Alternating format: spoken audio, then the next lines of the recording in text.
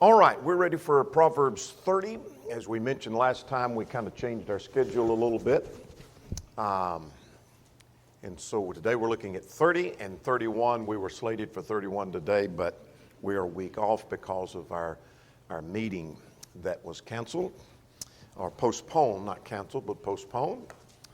So anyway, chapter 31 for next week, and that brings this trimester to a close. And then we shift gears and we're going to the minor prophets. We'll say more about that in our next study. So, as we've mentioned in our review each time, and we haven't gone back in detail on chapters 1 to 9, that the summary of chapters 1 to 9 is wisdom is pictured as this woman who is inviting you to her feast, and there is folly pictured as a woman inviting you to her feast. Which feast will you partake of? So from chapter 10 on, we have just miscellaneous or various proverbs is what we have throughout. Now, chapter 30 shifts gears on us here. In chapter 30, what we have is we have an author that has not been introduced to us except in our introductory matters. And our author is Agur, who's mentioned here, and we'll talk more about that in just a moment. So this chapter is devoted to Agur and the Proverbs of Agur. What's interesting is chapters 25 to 29. I was looking for my notes on 25 to 29. Hang on just a second. In chapter 25 to 29 were the Proverbs of Solomon that had been copied by Hezekiah. We started that comment or thoughts about that in chapter 25.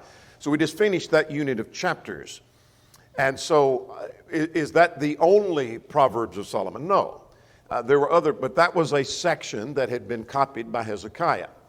So now we have in chapter 30, we have Agur and we have Lemuel in chapter 31. Some think, and I don't think so, but some think that those were names, other names for Solomon, and that these all are Solomon's Proverbs. I think not. But some argue that for whatever purpose that may serve in your study. Questions or comments on what this section is about as far as Agur? Well, who is Agur? Well, he's the son of Jacob. When he declared his utterance, his oracle. And so what do we know? What does that help us with? Really nothing. He must have been known to Israel so that when they receive this and read this, they know who he is. What I'm able to find about Agur is more speculation than anything, and so we're going to leave it there that we don't know much about who he is. He must have been known to Israel. We know who his dad was. That doesn't really help us, except that would have been identifying to those who were the recipients of this. Those who would have read it at first, Israel would have known who indeed he was. Keep in mind, all through this is a different style. That makes me think that this is not Solomon. We have a completely different style in chapter 30.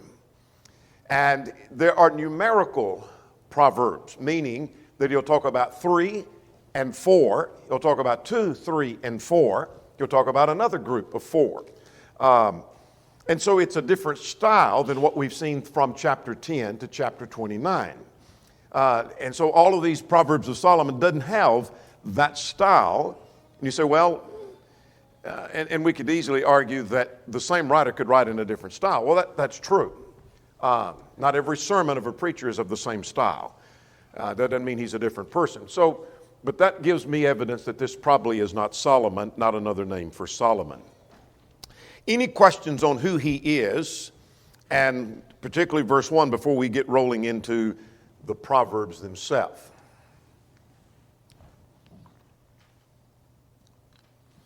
All right, here's what we have in Proverbs 30. There are 14 different subjects. The little brief summaries do not give the entirety of the message, so we're going to expand on that as we go. And some of them, for example, like verse 10, do not interfere. That's only a part of what that verse will talk about, so there's more to that. And so you may want to reword this outline if you're copying it as we go along. So let's take the first two of those, and then we'll expand on we're going to expand on some of these. Let's talk about verses 1 to 4, about seeking wisdom. Let's look at the verses, and then let's talk about the point of it. And because I think there is a point that's driving one single point that's being made. He says, surely I'm more stupid than any man, and do not have the understanding of a man. I have neither learned wisdom nor have knowledge of the Holy One. Let's stop there. What's he saying?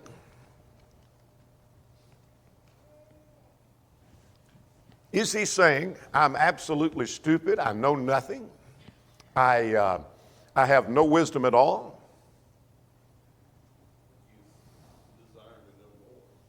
All right, he's desiring to know more. He realizes how little he does know, and let's add to that. That's an excellent point. In part, I think, though, he's emphasizing something else in light of verses 5 and 6 in a moment.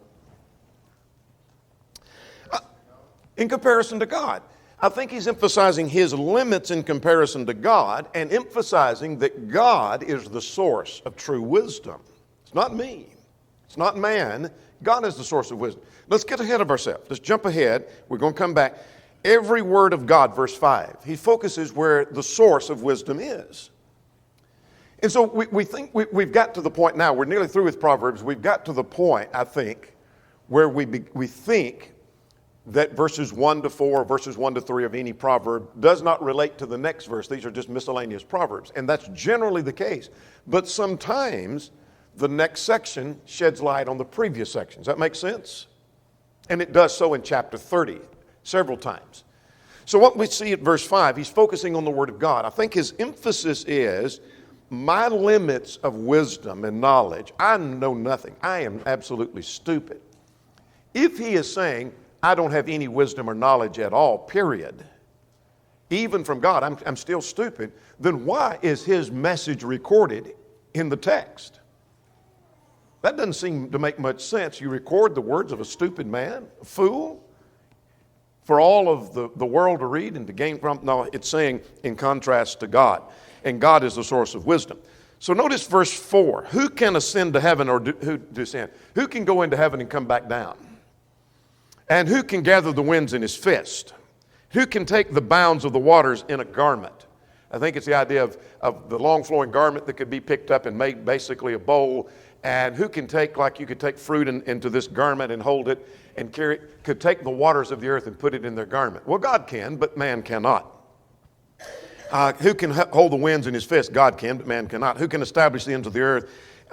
What is his name and what is his son's name, if you know? God is all powerful. God is all knowledgeable. God is all knowing. And I am stupid in comparison. So what's the point? The point is that I am not the source of wisdom. God is the source of wisdom. Does that make sense? Isn't that what chapters 1 to 9 was driving at? That God is the source of wisdom, and that's where we go seek our wisdom. I think, furthermore, verses 1 to 4 is emphasizing humility. Humility seems to be an overriding theme through chapter 30. And even a passage that may not be talking about humility, there's an implication of humility. We'll draw attention to that as we go along. But here I'm seeking wisdom because I'm never going to gain wisdom from God until I become humble and recognize I am not the source of wisdom. Does that make sense? Questions or comments? You all look like the deer in the headlight look like either you didn't have your coffee this morning or you think I'm totally in the wrong chapter or something. Does that make sense? Yep. To me, Donnie, it almost appears like a man that has suddenly realized his frailty compared to God, and repentance also, a little bit of repentance here, saying, I've been very foolish. Yeah. Good point. Good point. Anything else? He's awake all the time. He knows everything. Absolutely. Absolutely he does.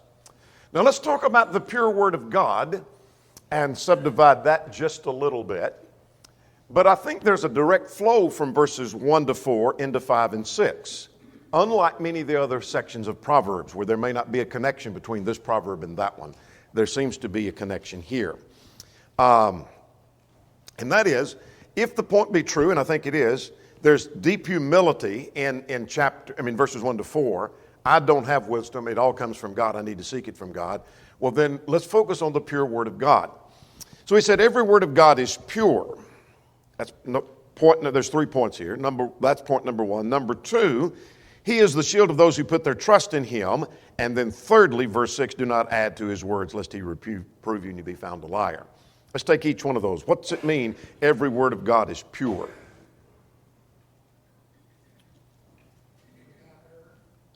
All right, it's without error. It stood the test. In other words, whatever wisdom I decide I've got and I throw it out, it hasn't stood the test of whether it's true, whether it's pure. It may have some admixture in it, but not the Word of God. It's absolutely pure. It stood the test.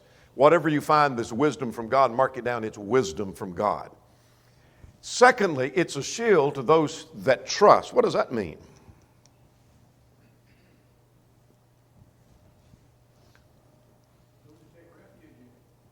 All right, those who take refuge in it. What's a shield do? It protects.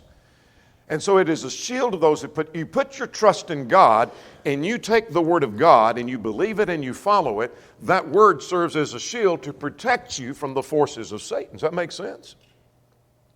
So without the Word of God, without this wisdom, I'm going to make it on my own wisdom. So I throw this wisdom behind me and I go out to the world. The target that Satan puts upon me, he may very well capture me. He may injure me. He may attack me. But if I use the Word of God and follow the Word of God, it serves as the shield that protects me from the forces of Satan. Does that make sense? And so, but you have to put your trust in God that this is the this is the best way.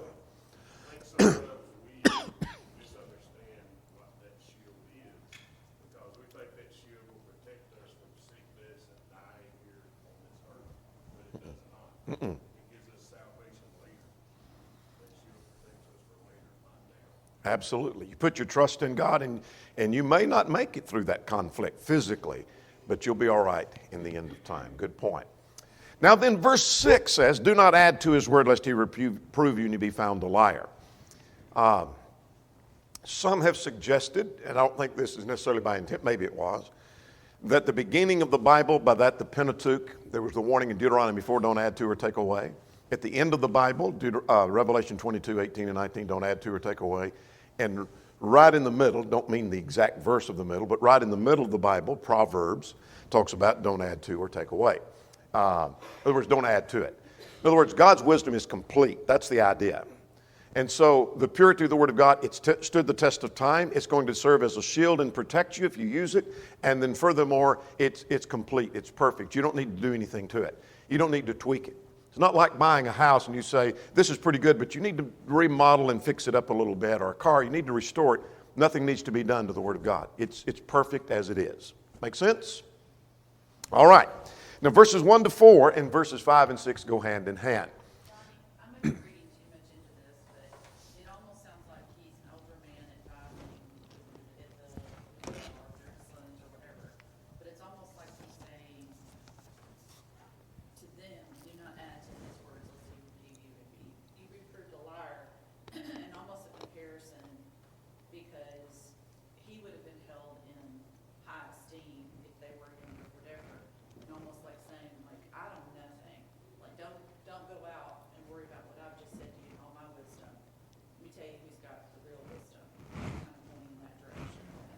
Good point. Good point. Let's go to question number 6 on the dangers of poverty and riches. What is the danger of poverty and riches? Question 6. Those who are too rich may forget God, and those who are too poor may do simple things. Gain. All right. Anything else? That's good. Let's look at verse 7, start this section. This carries us through verse 9, the danger, but there's more to that than just danger of poverty and riches. 2 things I request of you, and do not deprive me before I die. Here's the first, which is not listed in the outline. Remove falsehood and lies far from me. Come back to that. That's number one. The second thing is, give me neither poverty nor riches. So the two things is not, don't give me poverty, don't give me riches. That's one of the two. So let's go back to the first. Remove falsehood and lies far from me. You say, well, falsehood and lies are one and the same thing. True, there seems to be a difference in the connotation. The Young's literal translation, King James, uses the word vanity. New American Standard uses the word deception instead of falsehood. The word lie seems to be an expression of that hollowness, that emptiness, of that vanity in words. So here is this emptiness, this hollowness, this vanity, hypocrisy that's expressed in words. So is it just talking about lies? No, I think it's saying more than that. So we don't even have that worded in the outline. But there's two things I want you to do. He is making the request to God. Remove emptiness and vanity and hypocrisy. That includes lies, falsehoods, but I think it's more. I think it has the idea of emptiness. Whether it's in his own life or in the lives of others, I don't want to be around this emptiness of hypocrisy and the statements of hypocrisy. Remove that vanity, that deception, that hollowness, that hypocrisy far from me. I don't want to have anything to do with that. I don't have anything to do with that. So here is again this principle of honesty and humility. But then he says, the second thing I don't want to have poverty or riches. Now why not have, I can understand not have poverty. Because with poverty, what does he say? Verse 9. The poor sometimes reach desperation and will end up stealing sometimes. All right, it could. Yeah. But that's a good point. But he doesn't want riches, verse 9, lest what happens? Pride sets in and I become full and I forget my God. I deny and say, who is the Lord? You might make a marginal note, Deuteronomy 6:12. Do you remember the warning of Deuteronomy 6? That when you go into the land, this is before they entered into the land of Canaan, when you go into the land, you're going to have houses you didn't build, vineyards you didn't plant, et cetera, et cetera. And then beware that when you become full, you forget your God. Does that make sense? You get full and you forget about God. You've heard me tell this many times, at least most of you have. I had an elder when I lived in Louisville that owned a religious bookstore, and he said that he noticed over the years that when the economy was going up, Bible sales went down. And when the economy went down, Bible sales went up. Isn't that interesting? We have a use for God when things are going downhill. When things are going uphill, we don't have use for God anymore. I'm full. I don't need him. I have everything I need. All right. Let's talk about verse 10. Don't interfere. There's more to that. Do not malign a servant to his master, lest he curse you and you be found guilty. What's that saying?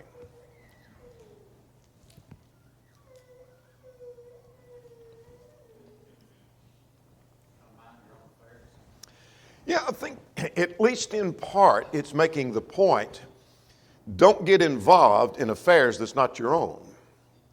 This is the servant and there's his master. And so don't go malign or slander that servant to his master, because even though he's a servant, he may be able to take revenge against you. And that was really none of your concern to start with. So be careful about sticking your nose in somebody else's business. Be careful about being involved in affairs that's not your own. Maybe it's not even you're putting your nose in someone else's business, but be careful of getting involved in things where you have no concern, because you may end up getting bit in that. It may come back and bite you. I think another point to be made from verse 10 is be careful and watch what you say. Be careful what you say about someone else. You're maligning this servant to his master. But I take generally the idea of don't interfere. Anything else on verse 10?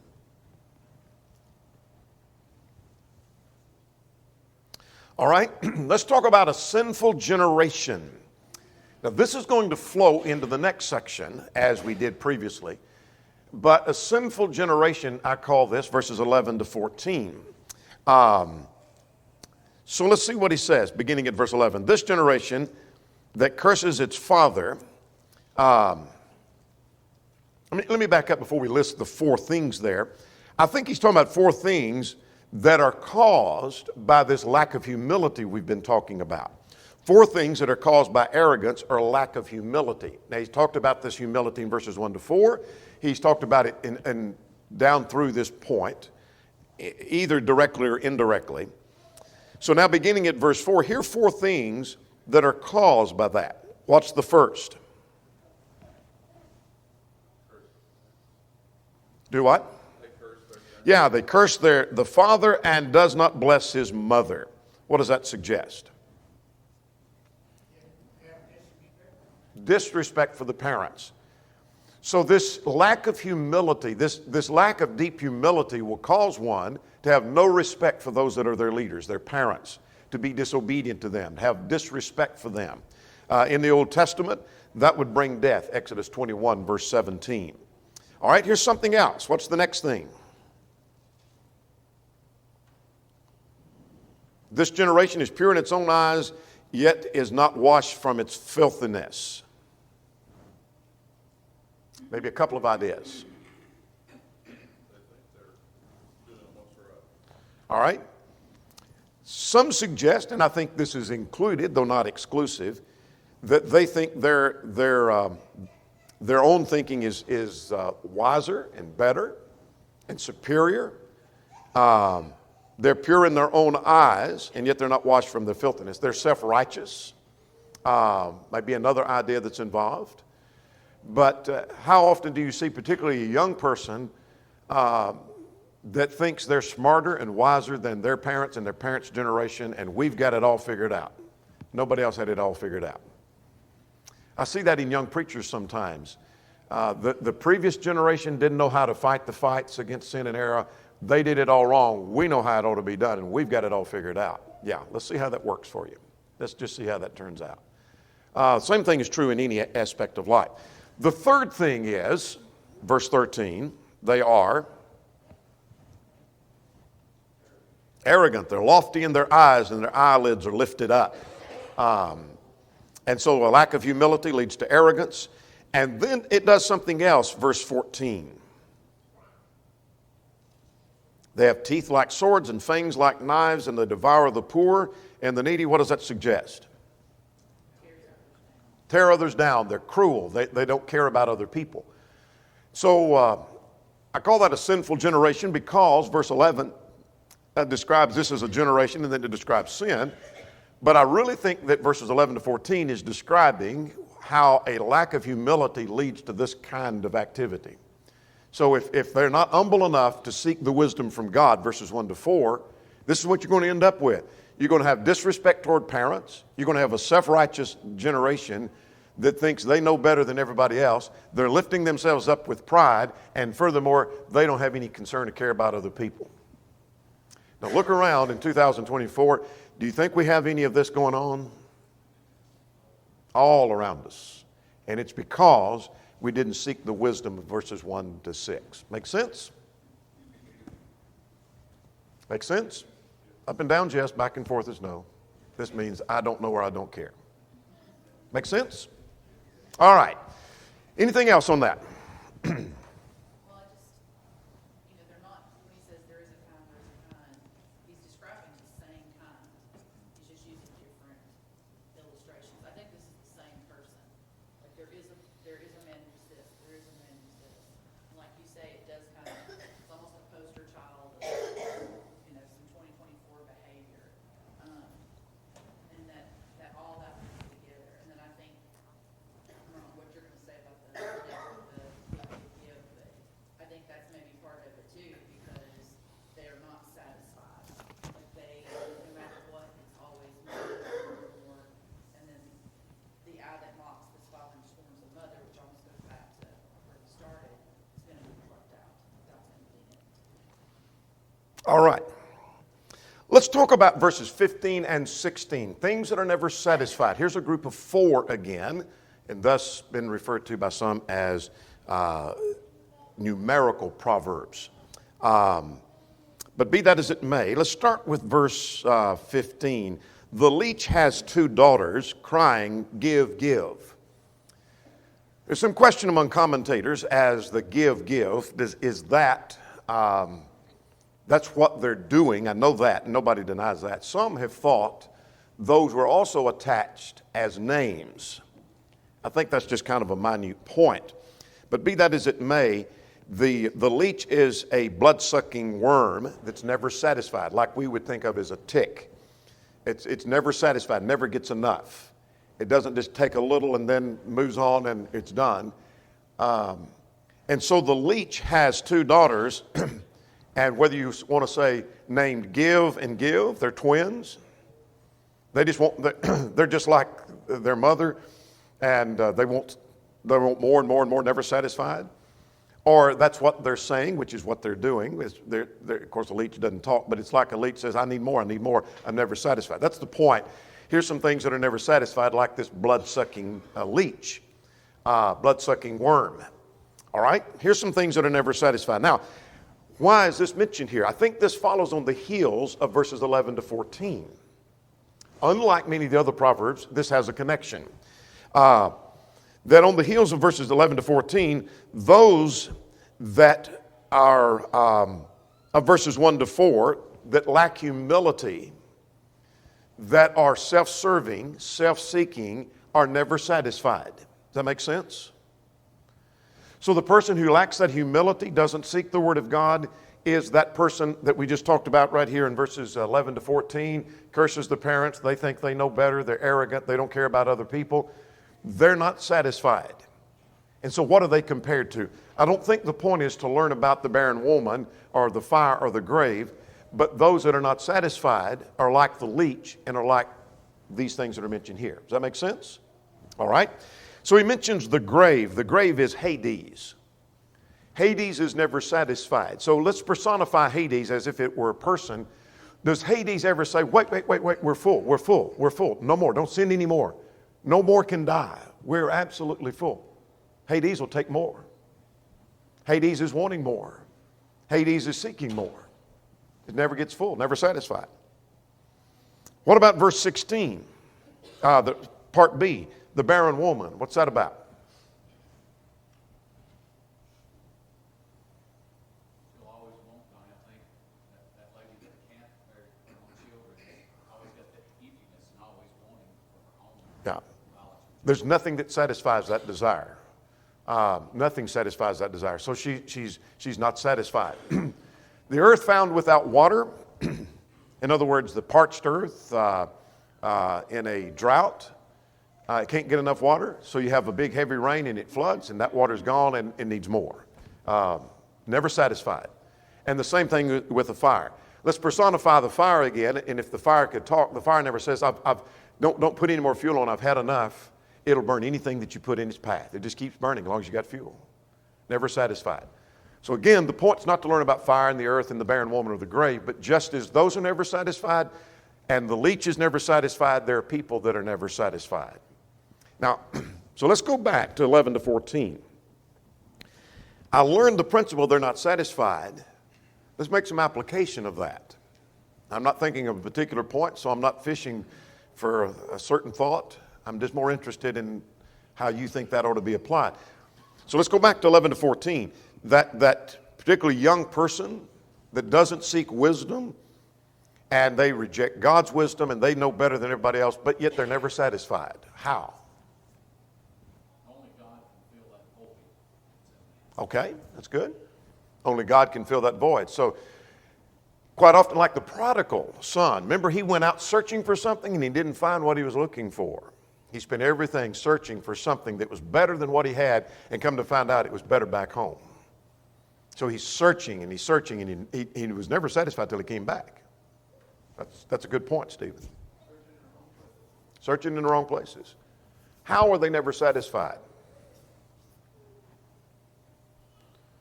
Would this work? in application. The person who seeks the wisdom of God and grasps the wisdom of God is going to stay with the wisdom of God because they're satisfied with the wisdom of God, versus one who seeks after their own wisdom are constantly changing and going to something that they think may be better. They're moving from one thing. It may be they can never be satisfied with their job, or they can never be satisfied with their friends. They can never be satisfied with what makes them high. They're never satisfied with what makes them happy. Not satisfied with the mate they're with. They're constantly changing. They're never satisfied. They're always looking for something different, something more. Does that make sense? Anything else? Could be. Very, very much so. All right, now let's talk about point number 7, obedience to parents. Verse 17, we could have put that earlier. The eye that mocks his father and scorns obedience to his mother, the ravens of the valley will pick it out, and the young eagles will eat it. Kind of a strange, to us at least, wording. What's the point?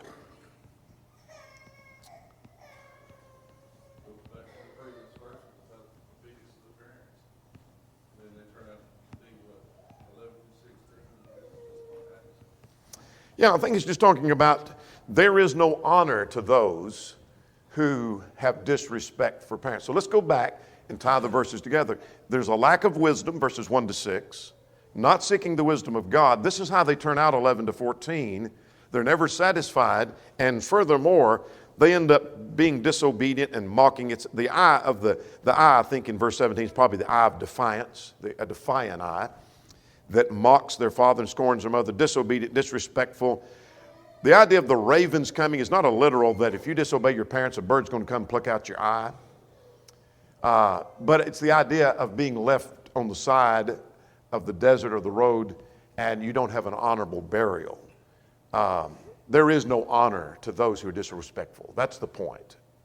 If you're disrespectful to those that have led you, whether it's when you're still in their home or as you're grown up, there is no honor to come. It's like you've been left in the desert just to be picked by the birds. No honor. You wasn't buried. Make sense? All right. Let's go to 4 wonderful things. Here's another numerical section. 4 wonderful things. The eagle, the serpent, the ship, and a man with his maid. Now this one is going to be tied directly, I think, with verse 20. Let's get ahead and get verse 20, the ways of an adulterous woman. We'll come back to that. But let's talk about 4 wonderful things that he talks about, 18 and 19. There are 3 things which are too wonderful and 4 which I do not understand. And then he mentions these 3 things and then compares that with the man with his maid or the virgin. I think the point is not for us to learn about the eagle, the serpent, or the ship, but to use the eagle, the serpent, and the ship to illustrate the point about a man with his maid that I think is dealt with even in verse 20. Make sense? I think what he's talking about is, and if I remember correctly, and I don't have it written down, that one translation talks about not able to trace. Now, I may be wrong about that. I think I remember a translation some years ago that he's not able to trace. But let's see if that's not the point. At verse 19, the way of the eagle in the air and the serpent on the rock and the ship in the midst of the sea. So let's take this eagle in the air. If you see an eagle over here and you say, well, where did he come from? And I told you, well, he come from over there in that tree. And can you see where he flew? He flew, see the path that he flew? He flew right over that way and then he come over this way. Can you see it? No, you can't see it because that can't be traced. Now, I may have seen that, but you can't back trace him and see where he's been, see evidence. I know he came from that tree because I can trace his trail. What about the serpent on a rock? Not a serpent in the sand, but a serpent on a rock. Where has he been the last hour? Can you tell? Can't be traced. What about the ship in the sea? I'm not talking about leaving a wake, but I'm talking about here's the ship over here, and where was it yesterday? I don't know. I can't see, can't trace it. And so is the way of a man with a virgin. Some have suggested that what that's talking about, the thing they all have in common, they leave no trace and they leave no mark. The same thing with the man with his virgin. I think he's talking about the act of sin of him committing adultery. You say, where'd you get the idea of adultery? I get it from the next verse, verse 20. Some have suggested maybe it's just talking about the way he tries to win her heart. I don't think that is making sense to me in light of verse 20. That here's a man who takes advantage of the virgin. He commits adultery with her. He doesn't leave a mark. It's not saying that maybe, she ends up pregnant, so now we have evidence. That's not what he's talking about. He's saying he could commit the sin of adultery and leave no trace. Evidence? Let's get verse 20. Let's go ahead and get verse 20 with that. Verse 20 talks about the way of an adulterous woman. What do we know about her at verse 20?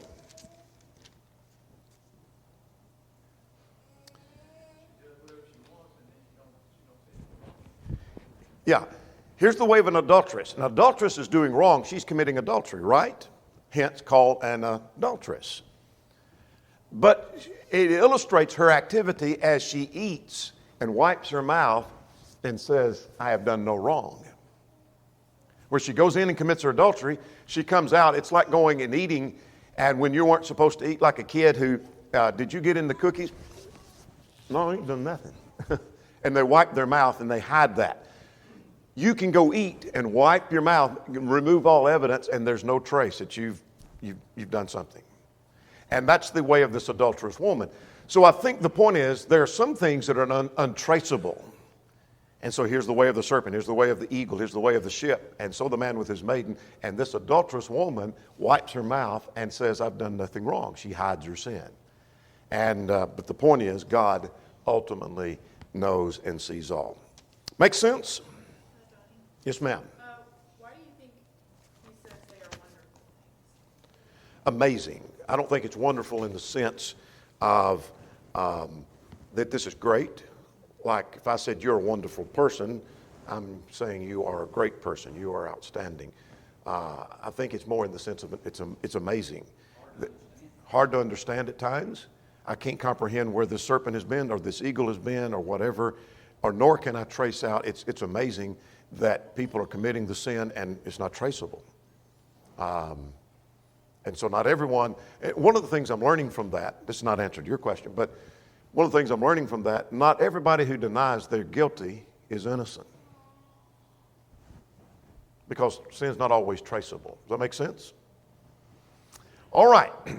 Now there are four things that the earth cannot bear. Let's see if we can make some sense of that. And what are the four things that the earth cannot bear? Verses 21 to 23, we have a question number 8 on that.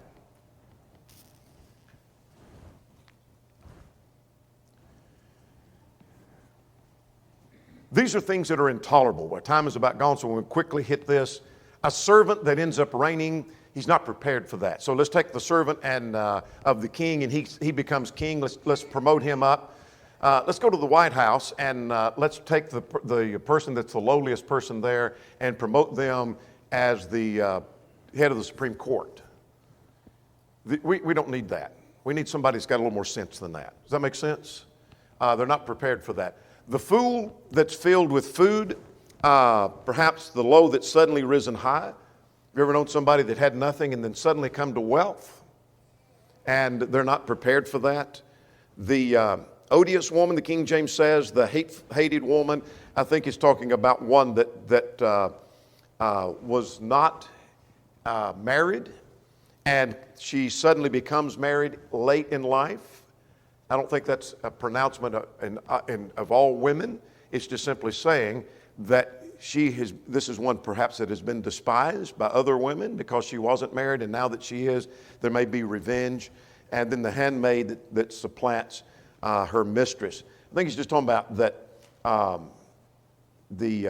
this is intolerable. These are intolerable things. The earth is not ready for that. It's the idea that well, it's just intolerable. I don't know of a better way to describe it. Now, here's 4 things that have wisdom. What do you learn from the 4 things about wisdom?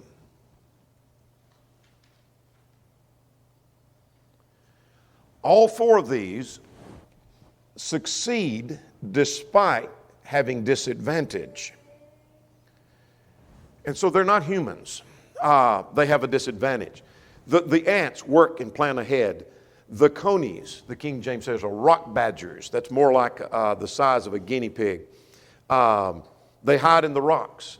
The locusts work in unison and in harmony. And the spider, that's literally the lizard, footnote, and the New American Standard. What's interesting about the lizard, he can go and be places where you can't go. He finds himself in the palace. So you can't go just walking in the halls of Congress, and you can't just go walking into the Oval Office, but a lizard may make his way in there. And so what's the point? The point is, I think, that you can succeed despite being disadvantaged. You think, boy, I'd hate to be that lizard. He can do things you can't do. And so can the spider, and so can the locust, and so can the ants, et cetera, et cetera. Let's talk about verse 32 and 33, and we're done. Our time is gone. It talks about things, foolish behavior, and I think verse 32 and 33 tie together, that the one exalts himself ought to put himself to his hand to his mouth. In other words, he ought to restrain himself. And the reason why is explained at verse 33, and that is, just as churning of milk turns to butter and the wringing of the nose turns to blood, so the forcing of wrath produces strife. If you fall after foolishness, restrain yourself, because it's going to cause more problems. That's the point. 31 next time.